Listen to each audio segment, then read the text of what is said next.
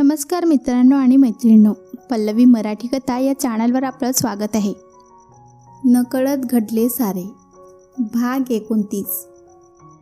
मागील भागात तिकडे अभि आणि पियाचा पहिला व्हॅलेंटाईन डे होता. ते एकमेकांच्या सोबत नव्हते, पण एकमेकांच्या समोर होते. आणि अशा तरी प्रकारे का न हो, आज पहिल्या व्हॅलेंटाईन डेला त्याची पिया त्याच्या समोर होती. आता पुढे. ऑफिसमधून पिया घरी आली, आवरून फ्रेश झाली.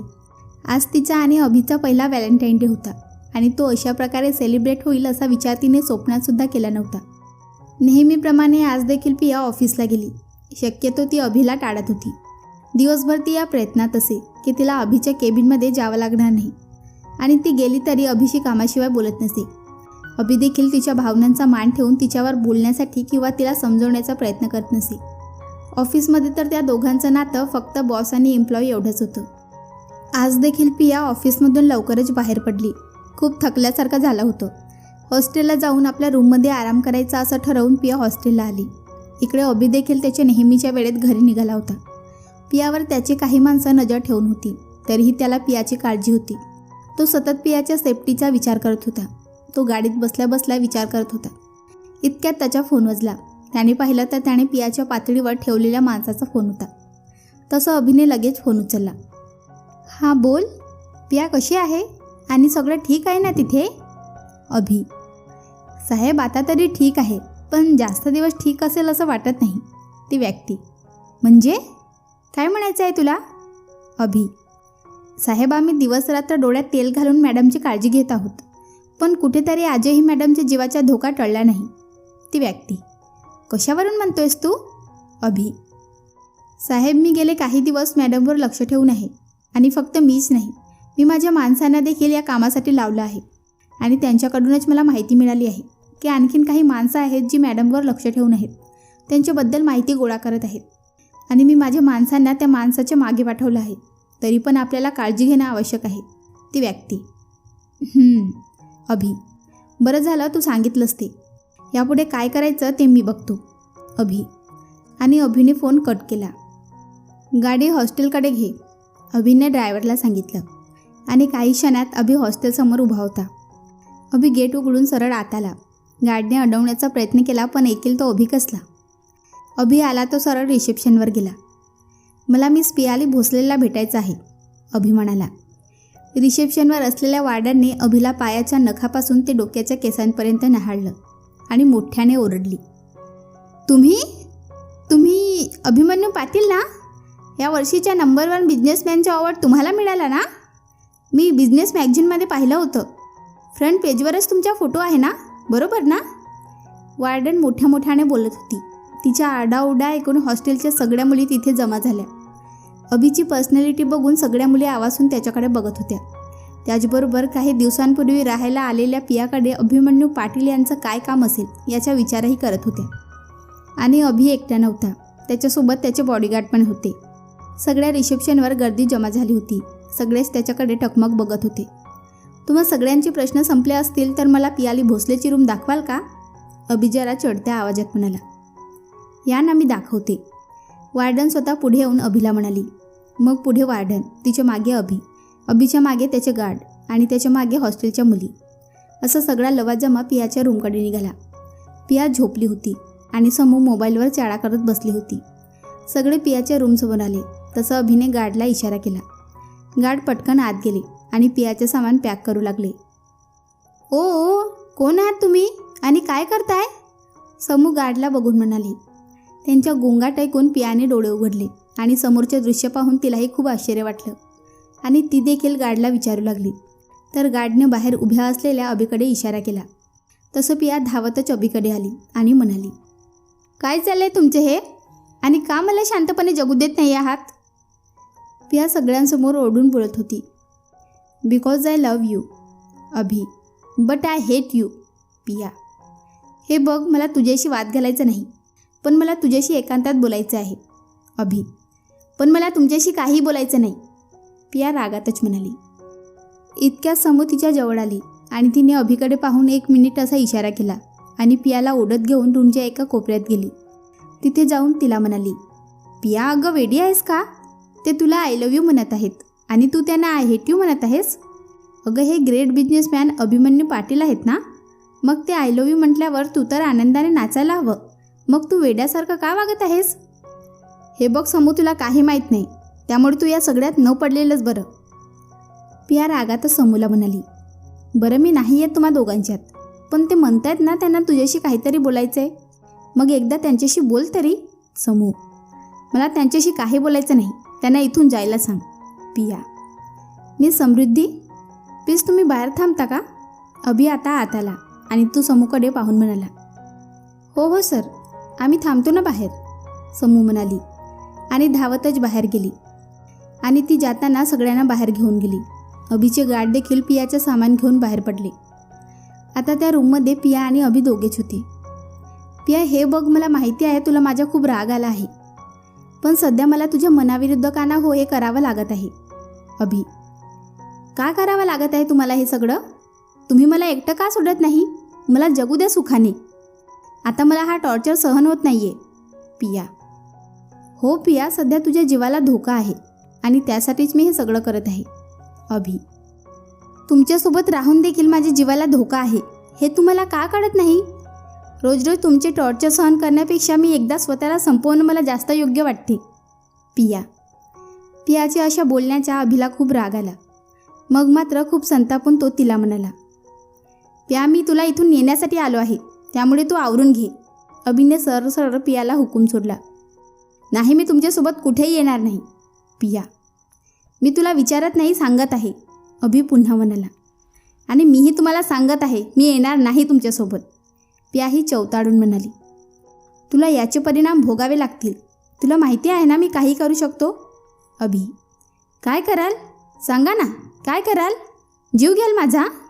पिया, तुझा जीव नाही घेणार, कारण तू तर माझा जीव आहेस, पण क्षणात या हॉस्टेलला आग लावून इथल्या माणसांसकट. आणि तुला माहिती आहे, जर मी कोणाचा जीव घेऊ शकतो तर मी काही करू शकतो. मग आता तू ठरव, इथे थांबून यांना मरताना बघायचं आहे की माझ्यासोबत येऊन यांचा जीव वाचवायचा आहे. मी बाहेर 15 मिनिटं तुझी वाट पाहणार आहे.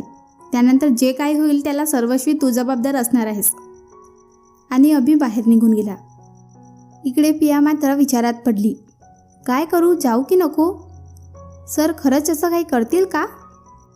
की फक्त मला घाबरवण्यासाठी ते असं म्हणाले? नाही नाही, पण ते काही करू शकतात. गेल्यावेळी त्या माणसाला त्यांनी मारून टाकलं आणि त्या दिवशी मला त्या कॅब ड्रायव्हरने किडनॅप केल्यावर ते कुठून आले?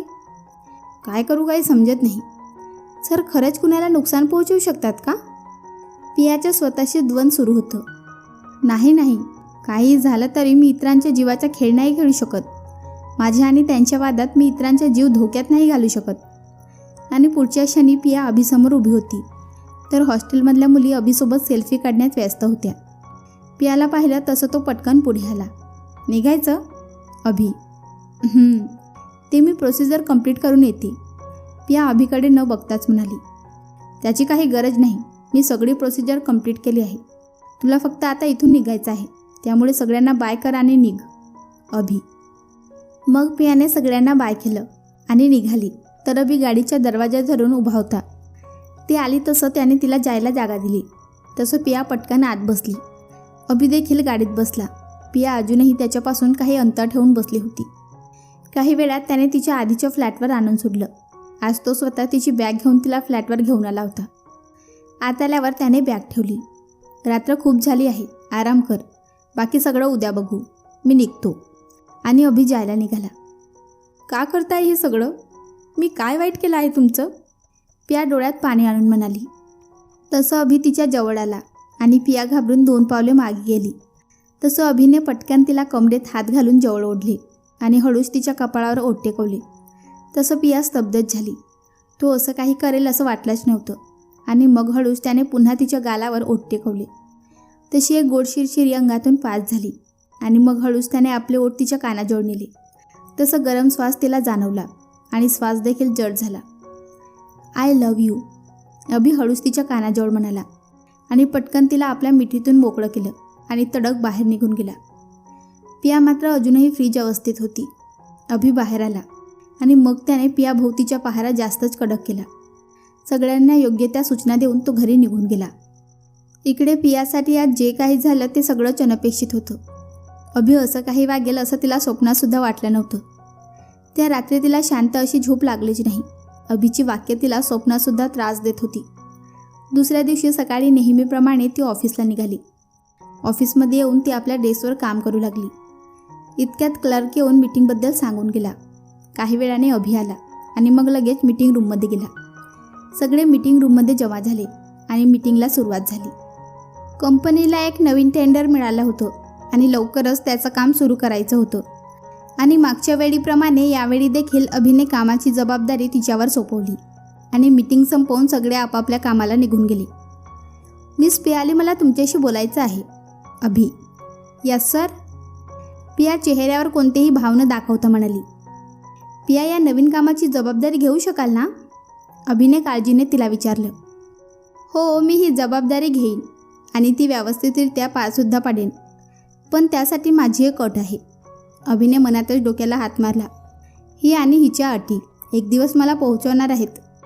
तरी पण त्याने स्वतःला वरवर शांत केलं आणि म्हणाला, बोल तुझ्या अटी. नव्या कामाची सगळी जबाबदारी मी घेईन, पण मला तिथे तुमची लुडबुड नको. मी बोलवल्याशिवाय तुम्ही तिथे पाऊल ठेवणार नाहीत.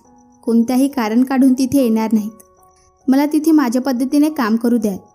पिया: हे बघ पिया, यातल्या काही अटी तर मी मान्य करतो, पण मी या कंपनीचा बॉस आहे आणि माझ्याही काही जबाबदाऱ्या आहेत. त्यामुळे मला सगळं तुझ्यावर सोपवून नाही चालणार.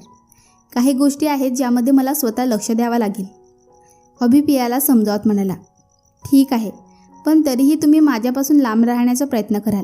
पिया: ओके. अभि: त्यानंतर पिया नव्या साईटवर जाऊन काम सांभाळू लागली. अभि अधीमध्ये येऊन कामाची पाहणी करत होता, पण पिया मात्र ठरवून त्याच्यापासून दूर राहत होती. आता पिया नव्या साईटवर छान रुळली होती. एकटी समर्थपणे काम सांभाळत होती.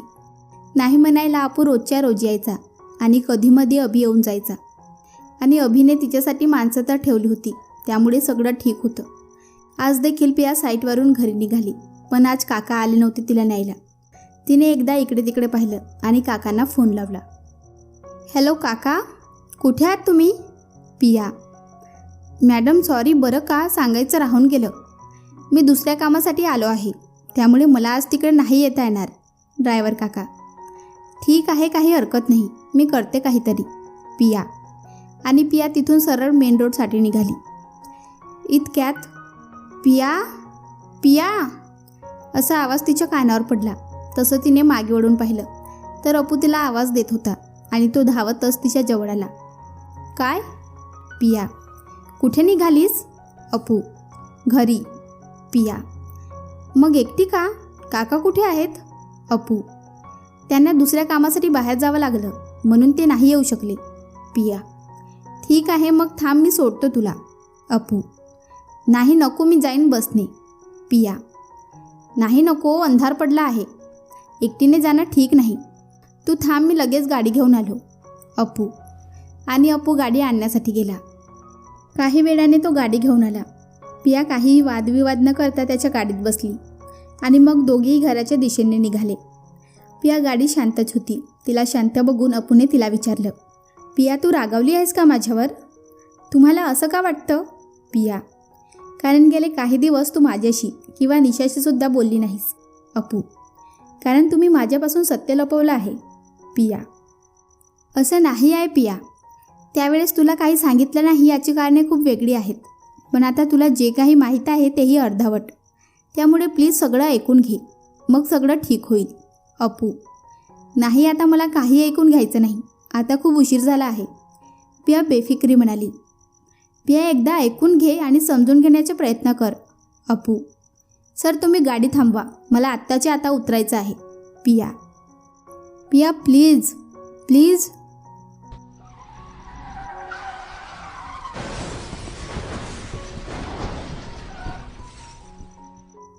अपू बोलता बोलता असा आवाज झाला आणि दुसऱ्या क्षणी अपू आणि पिया ज्या गाडीत बसले होते ती गाडी पलटी झाली. एका मोठ्या ट्रकने त्यांच्या गाडीला धडक दिली होती आणि गाडी फक्त पलटी होऊनच नाही थांबली, तर अजून 1-2 वेळा गाडी पलटी घेऊन रस्त्याच्या साईडला जाऊन पडली. दोघांनाही खूप मार लागला होता. गाडी पलटी झाल्यामुळे दोघेही त्याच अवस्थेत अडकून पडले होते. दोघेही त्या सुनसान रस्त्यावर त्या गाडीत बेशुद्ध अवस्थेत होते.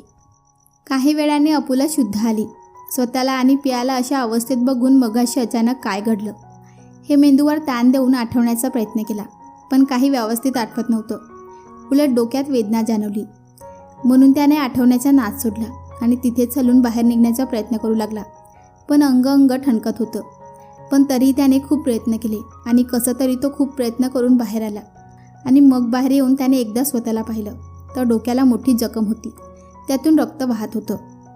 हाताला पायाला देखील मार बसला होता. मग त्याने पियाकडे पाहिलं तर ती अजून गाडीतच अडकून पडली होती. तसं तो तिला बाहेर काढण्याचा प्रयत्न करू लागला. त्याने आधी तिचं सीट बेल्ट काढलं, मग हळूच तिच्या खांद्याला धरून तिला बाहेर काढलं. तिलासुद्धा खूप मार बसला होता. तेवढ्यात अभिची माणसं आली आणि मग सगळ्यांनी मिळून पियाला व्यवस्थित बाहेर काढलं आणि एके ठिकाणी व्यवस्थित बसवलं. कुठे होतात तुम्ही? तुम्हाला पियाची काळजी घेण्यासाठी ठेवलं आहे ना? मग आज तुम्ही तिला एकटीला सोडून कशी गेलात? अपू त्या माणसांवर ओरडत होता. साहेब, तुम्ही मॅडमसोबत होतात म्हणून मग आम्ही निर्धास्त होतो, त्या माणसांपैकी एक माणूस म्हणाला. तसं अपूने पुढे होऊन स्वतःच्या दुसऱ्या हाताने त्या माणसाच्या एक सणसणीत कानाखाली मारली. पियासोबत मी होतो म्हणून तू निर्धास्त झालास? पण मी म्हणेन उद्या अभि जरी तिच्यासोबत असला तरी पियाची तुम्ही काळजी घ्यायची. असं म्हणून अपू पुन्हा पियाजवळ गेला.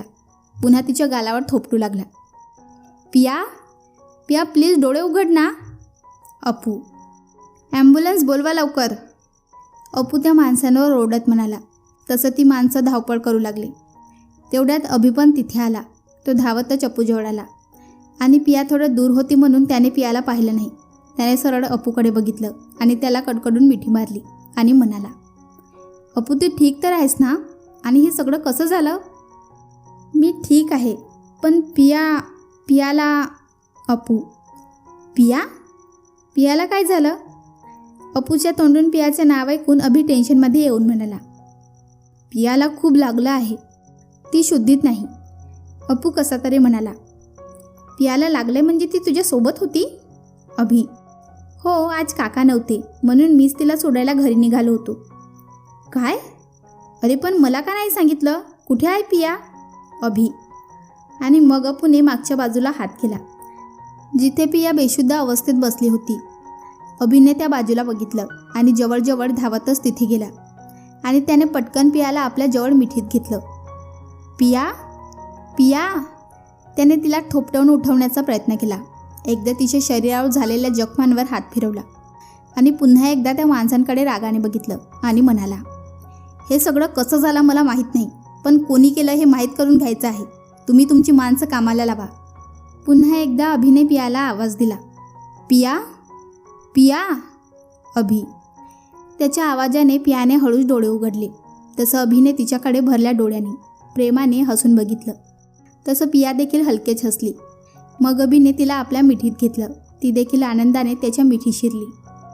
पिया अजूनही त्याच्या मिठीत होती. इतक्यात ॲम्ब्युलन्स आली आणि मग अभिने तिला ॲम्ब्युलन्समध्ये ठेवलं आणि सरळ अपू आणि तिला घेऊन हॉस्पिटल गाठलं. दोघांना फक्त शरीरावर जखमा झाल्या होत्या. अपूला आणि पियाला ॲडमिट केले. अपूवर उपचार चालू होते. पिया अजून बेशुद्ध होती. काही वेळाने पिया पूर्णपणे शुद्धीत आली. तसं तिने घाबरून इकडे तिकडे बघितलं आणि पुन्हा एकदा ते सगळं आठवलं आणि तिने पटकन डोकं धरलं. तेवढ्यात निशा आत आली. पिया कशी आहेस? ठीक आहेस ना? काही त्रास तर होत नाही ना? निशा, मी इथे कशी आणि काय झालं होतं नक्की? पिया, तुला काही आठवत नाही का? तुमचा अपघात झाला होता. निशा, तेवढ्यात तिथे अभि आला आणि तो पियाजवळ आला. त्याने पियाचा चेहरा आपल्या हातात घेतला आणि प्रेमाने तिला विचारलं, पिऊ कशी आहेस? मी खूप घाबरलो होतो. अभि, अपघात? पिया पुन्हा तोंडातल्या तोंडात पुटपुटली आणि पुन्हा आश्चर्याने तिने अभिकडे पाहिलं आणि जवळजवळ त्याचे हात तिने जोरात झटकले आणि पटकन उभी राहिली. उभं राहताना देखील तिचा तोल गेला. तसं अभि पटकन तिला सावरण्याकरिता पुढे आला आणि पियाने त्याला हातानेच थांबण्याचा इशारा केला आणि मग पुन्हा थोडं स्वतःला सावरत निशाकडे बघून म्हणाली, काय म्हणालात तुम्ही? आमचा अपघात झाला आणि त्याबरोबर हे इथे? म्हणजे नक्की या सगळ्यात यांच्याच हात असेल किंवा हे सगळे यांच्यामुळेच झालं असेल ना? यांच्याशिवाय या गोष्टी घडूच शकत नाही. पिया निशाकडे बघत म्हणाली आणि पुन्हा तिने आपली नजर अभिकडे वळवली आणि मग ती अभिकडे पाहून म्हणाली, बोला मिस्टर अभिमन्यू पाटील, आता कोणापासून मला धोका आहे? कोण मला मारण्याचा प्रयत्न करत आहे? आणि मला मारून कोणाला काय फायदा होणार आहे? बोला ना, बोला. पिया अभिकडे पाहून मोठ्या मोठ्याने त्याला जाब विचारत होती. अभि मात्र सुन्न होऊन भरल्या डोळ्याने तिच्याकडे पाहत होता. काय झालं? काय पाहत आहात? उत्तर सुचत नाही ना? नाही सुचणार, कारण चुकीचं काम करणाऱ्या माणसाला सत्याची साथ केव्हाच मिळत नाही. अभिला शांतपणे उभं राहून पाहताना म्हणाली. तिने तिथेच उभं राहून अभिवर जडजडीत कटाक्ष टाकला आणि मागे फिरून सरळ रूमच्या बाहेर गेली. तसं निशा तिच्या मागे धावत आली आणि म्हणाली, पिया कुठे निघाली आहेस? तुझी तब्येत ठीक नाही, तुला आरामाची गरज आहे. मला इथे आणखीन एक क्षण देखील थांबायचं नाही, आणि जिथे तो माणूस आहे तिथे तर अजिबात नाही, पिया न चालता म्हणत होती. तेव्हाच निशाने एकदा मागे वळून अभिकडे पाहिलं तर त्याने तिला इशाऱ्याने जा असं सांगितलं. निशाने सुद्धा मानेने छोकार दिला आणि पियाला म्हणाली, ओके ओके, जाऊ आपण इथून, पण प्लीज जरा तू माझं एकदा ऐकून तरी घे. निशा, लवकर बोला, मला जायचे आहे इथून. पिया जरा तळसटपणे म्हणाली, हे बघ, तुला जायचं आहे ना, मग मी पण येते ना तुझ्यासोबत. काही दिवस मला तुझ्यासोबत राहू दे. तुला जेव्हा बरं वाटेल तेव्हा मी तिथून परत येईन, ओके? निशा, नाही, अजिबात नाही, मला कोणाचीही गरज नाही. माझी काळजी घ्यायला मी समर्थ आहे. पिया, ओके, मी नाही राहणार तुझ्यासोबत, पण आता तुला एवढ्या रात्री गाडी नाही मिळणार ना, आणि म्हणून मी तुला सोडायला येते, आणि फक्त आजची रात्र मला तुझ्यासोबत राहू दे. उद्या मी स्वतः परत येईन, ओके? निशाला माहिती होतं पियाची अवस्था सध्या ठीक नाही आणि अशावेळी तिच्यासोबत वाद घालण्यात काही अर्थ नव्हता, म्हणून मग तिने समजुतीने मार्ग काढला. ठीक आहे पिया. आणि मग हॉस्पिटल स्टॉपला अपूची काळजी घेण्यासाठी सांगून निशा पियाला घेऊन तिच्या फ्लॅटकडे निघाली. पिया गाडीमध्ये झोपली होती. अजूनही ती ठीक नव्हती, पण तिच्या हट्टापुढे कोणाची काही चालत नव्हते. अभि तिच्या मागे आला होता. सोसायटीत आल्यावर त्यानेच पियाला उचलून फ्लॅटमध्ये आणलं होतं. त्यानंतर मात्र दोघेही तिथेच होते. निशाने त्याच्या अवस्थेत पियाला थोडंफार खायला घातलं आणि औषध देऊन झोपवलं. त्यानंतर अभि मात्र पुन्हा अपूजवळ हॉस्पिटलला आला. काही वेळाने अभिने काही विचार केला आणि खिडकीजवळ जाऊन एक फोन लावला. काही वेळ बोलल्यानंतर त्याने फोन ठेवला आणि मग त्याने एकदा आपल्या केसातून हात फिरवला आणि मग पुन्हा खिडकीच्या बाहेर झगमगत्या शहराकडे पाहू लागला. इकडे रंगा मेहतासमोर मान खाली घालून उभा होता. काय झालं रंगा, आज तुझी मान खाली का? मेहता, साहेब, आज ती पोरगी पुन्हा वाचली. रंगा नाखुशीने म्हणाला. तसं मेहता गोड हसला आणि म्हणाला, नशीब धमदार आहे त्या मुलीचं, जी तुझ्या हातून वाचली. पण काही हरकत नाही, आपल्या धंद्यात यश अपयश हे चालूच असतं. तुम्ही प्रयत्न करत राहा, यश मिळेल, पण सावधगिरीने. कुठेही अभिमन्यूच्या नजरेत पडू नका, नाहीतर आपल्यापैकी कोणीच जिवंत राहणार नाही. त्यामुळे जे काही कराल ते खूप सांभाळून. मेहता. आणि मग पुन्हा एकदा रंगा आपल्या कामासाठी निघून गेला. इकडे पियाला सकाळी जाग आली. रात्रभर निशा सोबत होती. अभि फोन करून पियाची चौकशी करत होता. कालपेक्षा पियाला बरं वाटत होतं. गुड मॉर्निंग पिया. निशा तिला बाहेर येताना पाहून म्हणाली. Good morning. मी ठीक आहे, तुम्ही गेलात तरी चालेल. पिया कोरडेपणाने म्हणाली. हो, मी निघणारच आहे. मी तुझ्यासाठी नाश्ता बनवून ठेवला आहे आणि दुपारी लंच आणि रात्रीचे डिनर पाठवते तुझ्यासाठी. आणि ह्या गोळ्या कशा घ्यायच्या आहेत ते मी लिहून ठेवलं आहे, तर घे आणि आराम कर. पिया फक्त कोरडेपणाने म्हणाली आणि निशा जायला निघाली. दरवाजापर्यंत गेली आणि थांबली आणि पुन्हा मागे वळून एकदा पियाकडे पाहून म्हणाली. पिया, तू मला कधीच माफ करणार नाहीस का? मला माहीत आहे मीही नकळत तुला दुखावले. प्लीज माफ कर, मला असं करायचं नव्हतं. पण या सगळ्यांचा तुझ्यावर काय परिणाम होईल माहीत नव्हतं. तू आमच्यापासून दूर जाऊ नये म्हणून आम्ही तुझ्यापासून खरं लपवलं. तुझ्यावर आमचं खूप प्रेम आहे म्हणून नाईलाजाने हे सगळं केलं. निशा भरल्या डोळ्यांनी खूप दिवसानंतर पियासमोर आपल्या भावना व्यक्त करत होती. नंतर ती पटकन दरवाजा उघडून निघून गेली आणि पिया फक्त स्तब्ध होऊन ऐकत होती. पण निशा जाताच मात्र ती कोलमडून गेली आणि खाली बसली आणि मगापासून रोखून ठेवलेल्या अश्रूंना वाटमोकळी करून दिली. खूप वेळ ती रडत होती आणि स्वतःशीच म्हणत होती, कसं माफ करू तुम्हाला? माझंही तुमच्यावर प्रेम होतं, मग का नाही सांगितलं मला खरं? तुम्ही फसवलं मला सगळ्यांनी. मी नाही माफ करू शकणार तुम्हाला. Sorry, I am really sorry. आणि पुन्हा मोठमोठ्याने हुंदके देऊन रडत होती. इकडे अभि तिला स्क्रीनवर पाहत होता. तिला असं रडताना पाहून त्यालाही खूप त्रास होत होता. त्याचेही डोळे निरंतर वाहत होते. तेवढ्यात त्याचा फोन वाजला. अनिशचा फोन होता. अभिने फोन उचलला. बोल अनिश, काय खबर? अभि, बॉस आम्ही चौकशी केली पण खास करून काही हाती लागलं नाही. मला नाही वाटत की या सगळ्यात मेहताचा हात असेल. अनिश तो मेहता आहे. तो काय करेल याचा आपण विचारसुद्धा करू शकत नाही. या हाताच्या त्या हाताला पत्ता लागणार नाही, त्यामुळे अजून कसून चौकशी करा. अभि, ओके बॉस. अनिश, आणि मग दोघांनी फोन ठेवला. अभिने पुन्हा एकदा स्वतःला सावरलं आणि अपूला बघायला हॉस्पिटलला निघाला. इकडे पियाचा पूर्ण दिवस आराम करण्यात गेला. आराम म्हणजे काय, फक्त सोफ्यावर बसून लोळायचं. अजून काय करणार? कारण सकाळच्या निशाचं बोलणं तिच्या डोक्यात घुमत होतं. सारखं वाटत होतं ती बोलत होती ते खरं आहे. कदाचित आपण काही गोष्टी नाकारतो, पण आपण पाहिलं आहे त्याचं काय? विचार करून करून थकली बिचारी, पण उत्तर काही मिळत नव्हतं. दुपारी निशाने तिच्यासाठी जेवण पाठवलं. जेवायची इच्छा तर नव्हती, पण गोळ्या घ्यायच्या होत्या म्हणून तिने जेवायचं ठरवलं. नेहमीप्रमाणे डोरेमॉन लावून ती जेवायला बसली, पण काही केल्यात जेवण जाईना. म्हणून अर्धवट जेवण जेवून ती उठली आणि गोळ्या घेऊन पुन्हा झोपायचा प्रयत्न करू लागली.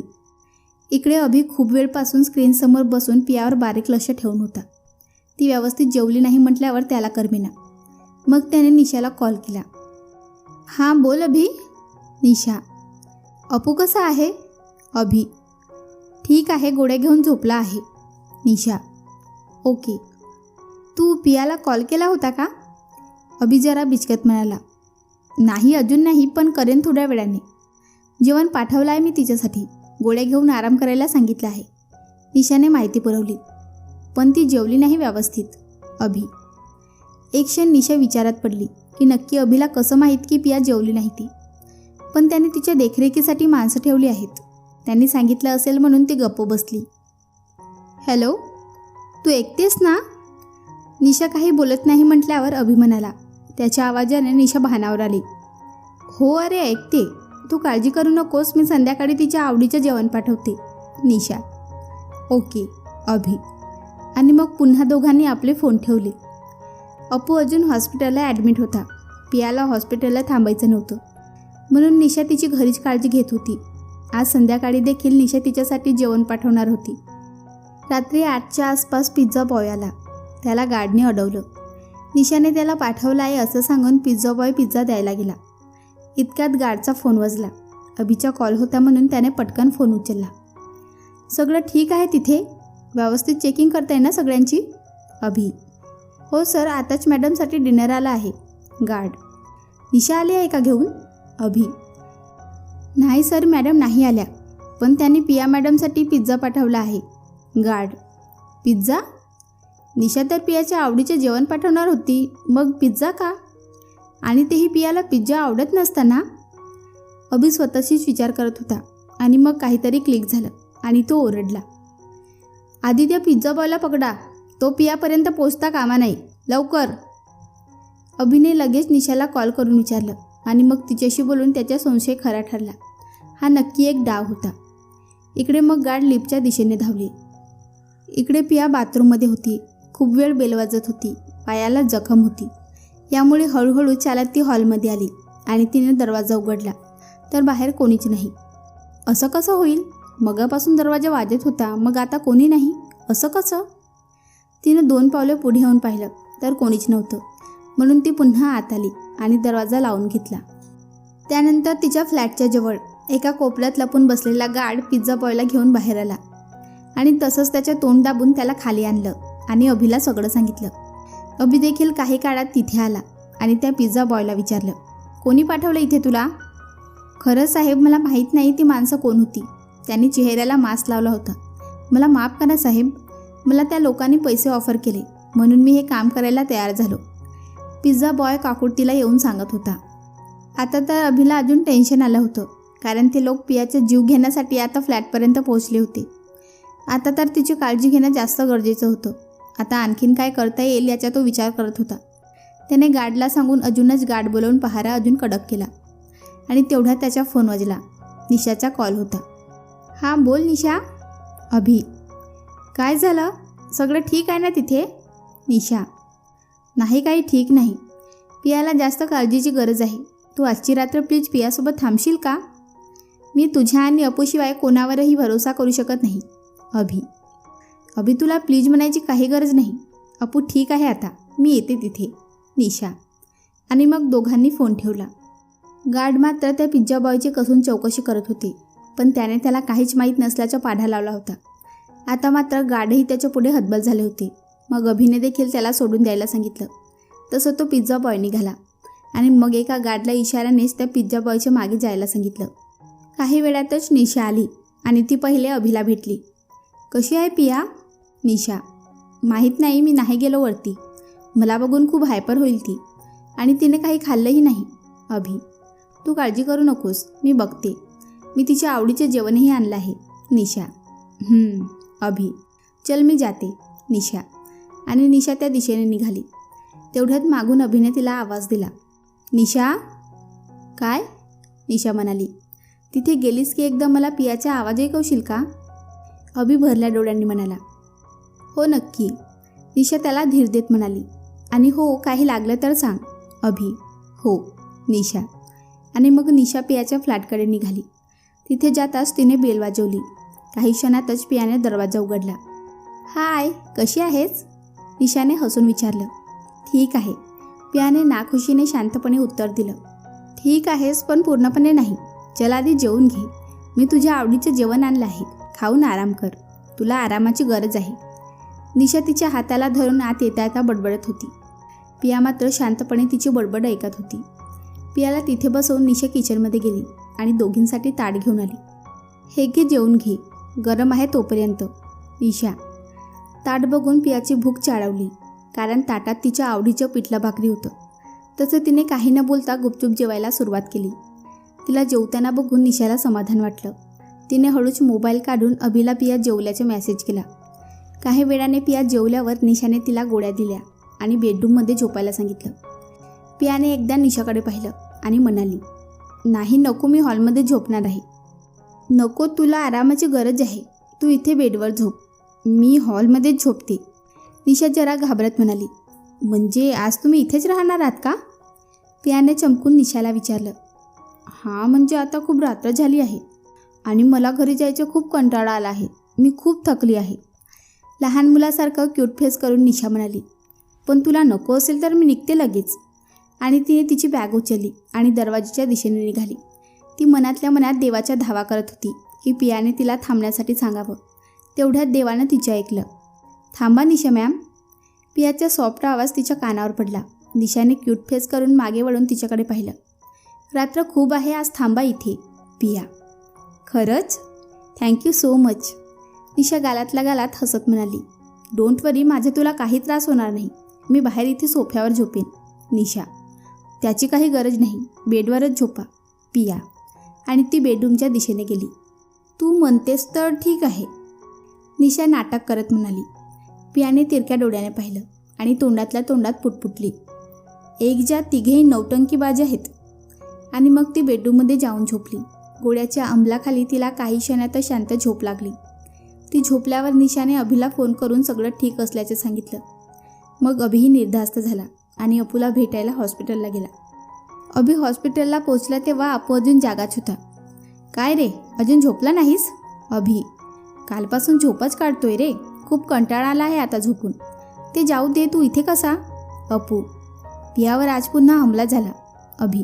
काय? आणि मला का नाही सांगितलं? आणि आता पिया कशी आहे? अपू. पिया ठीक आहे आणि मीच सांगितलं होतं निशाला तुला काही सांगू नको म्हणून. उगाचच तुला टेन्शन नको म्हणून. पण आता घाबरायची गरज नाही. अभि. बरं झालं, आता धोका टळला. पण पुढे काय? अपू. म्हणजे काय म्हणायचं आहे तुला? अभि.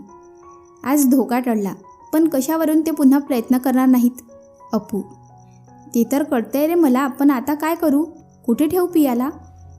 जिथे ती सुखरूप राहील. अभि विचार करत म्हणाला. एक जागा आहे जिथे पिया सुखरूप असेल. अपू. कुठे? Abhi. The great Abhimanyu Patil's villa. Apu. हो यार, ही गोष्ट माझ्या लक्षात आली नाही. पियासाठी त्यापेक्षा जास्त सेफ जागा असूच शकत नाही. अभि. हो, पण पिया तिथे येणं अवघड आहे. अपू शंका व्यक्त करत म्हणाला. हो, हेही बरोबर आहे, पण मी तिचा जीव वाचवण्यासाठी काही करायला तयार आहे. तिला समजावीन, तिच्या हातापाया पडेन आणि वेळ आली तर तिला उचलून घेऊन जाईन. अभि काहीतरी मनाशी पक्का करत म्हणाला. तर मित्रांनो आणि मैत्रिणींनो, तुम्हाला आजचा भाग कसा वाटला कमेंट करून सांगा. व्हिडिओला लाईक करा आणि चॅनलला सबस्क्राईब करून बाजूची घंटी ऑलवर सेट करायला विसरू नका. भेटूया पुढच्या भागात. धन्यवाद.